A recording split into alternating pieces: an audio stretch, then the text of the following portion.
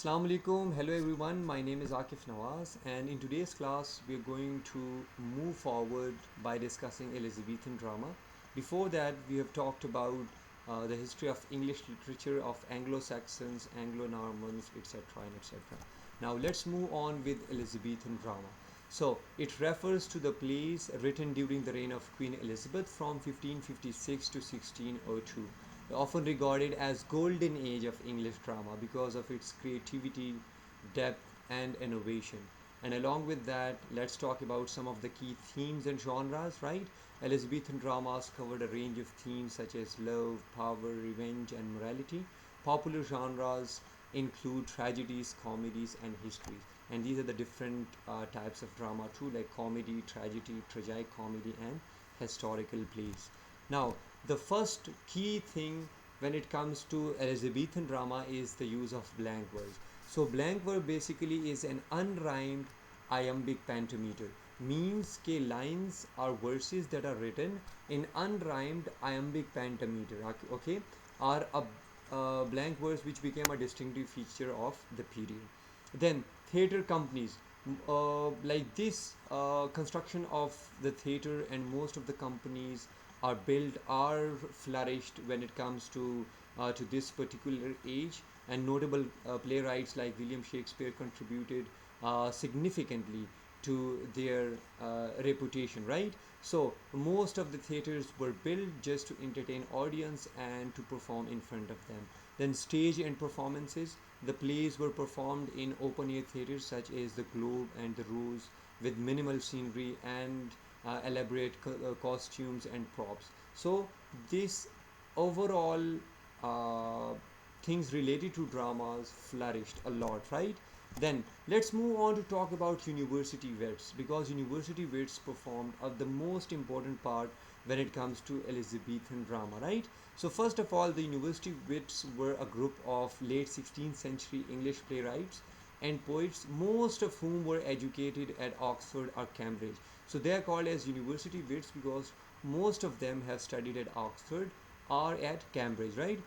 Helped to popularize and evolve the structure and style of English plays. Now, some of them, those who have attended Oxford, the one was John Lilly, George Peele, and Thomas Lodge. So they attended Oxford, whereas Christopher Marlowe, Robert Greene, and Thomas Nash, they have attended Cambridge. Whereas Thomas Kidd, it's really ambiguous and nobody knows from where did he study, right? So he did not study neither in Oxford nor at Cambridge. Okay, so let's move on to the first university wit, that is Christopher Marlowe. So Marlowe was one of the most influential member. Okay, why? Because he's considered as a pioneer of English tragedy, introduced blank verse in drama, and some of the notable characters works are Tamburlaine, that was written in 1587, Dr. Faustus, the most famous of all, 1592, The Jew of Malta, and the greatest dramatist before Shakespeare, known for pioneering English blank verse drama. So in total, Christopher Marlowe wrote 4 plays, and all of them were like super hit, right?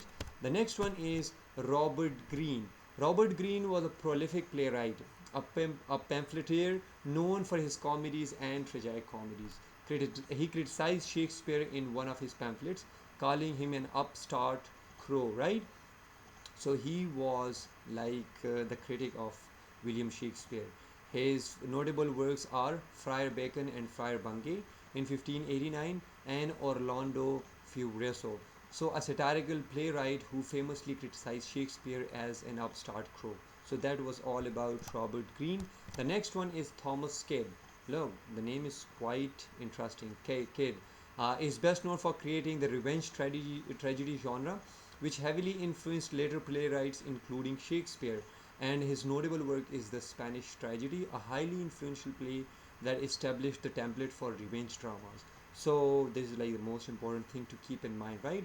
Creator of the revenge tragedy genre, influencing Shakespeare's Hamlet. Good. The next one is John Lilly. Lilly was known for his court comedies and a highly ornate, witty style known as euphemism. So, John Lilly is famous for euphemism, and euphemism is artificial elegance, means that when you use language and you use it in like a beautiful way by using a beautiful language, right? Now the first notable work of him is Campaspe, written in 1584, and the second one is Endymion, written in 1591, a romantic allegory admired for its lyrical beauty and wit. So John Lilly is known for his witty and elegant court comedies written in an ornate prose style called euphemism. Then we have George Peele. George Peele contributed to the development of historical drama and pastorals, blending poetic and dramatic elements, right? His notable works are The Arrangements of Paris, written in 1584, a pastoral play that blends classical myth with Renaissance ideals. The next one is The Battle of Alcazar, written in 1589, a poet and playwright who combined historical subjects with pastoral poetry and tragic themes. The next one is Thomas Lodge. Though not as famous as Marlowe, Lodge was an important figure for his prose romances and contribution to English drama. A versatile writer of prose romances and one of the first English novelists. Nice. One of the first English novelists. The next one is notable works: The Wounds of Civil War and Rosalinde, right? The source material for Shakespeare's As You Like It, a pastoral romance filled with witty dialogue. So Rosalinde is like the source material for As You Like It, written by William Shakespeare. The next one is Thomas Nash, was a significant figure among university wits. Why? He was a playwright, poet, satirist, and pamphleteer known for his sharp wit and lively writing style. So he was like the jack of all trade, right? When it comes to writing, Naish is often remembered for his contribution to Elizabethan literature, particularly in prose and drama, as well as for his biting satire. The Unfortunate Traveller, Summer's Last Will and Testament, Pierce Penniless. So these are the notable works written by Thomas Naish. So I hope you guys would have got the idea about university wits, and these are the prominent writers when it comes to Elizabethan drama, right? And in the next video we are going to talk about Shakespeare in detail, because without Shakespeare this period is incomplete. We need to explore Shakespeare, we need to know Shakespeare, just because of his universality, his diversity, and his writing is out of the world. So that's all from my side. Inshallah, stay tuned, we'll come up with the next video on Shakespeare. So that's all from my side. Take great care of yourself, and please don't forget to subscribe, and along with that keep on sharing your ideas and questions with us in the comment section. Thank you so much. Allah Hafiz.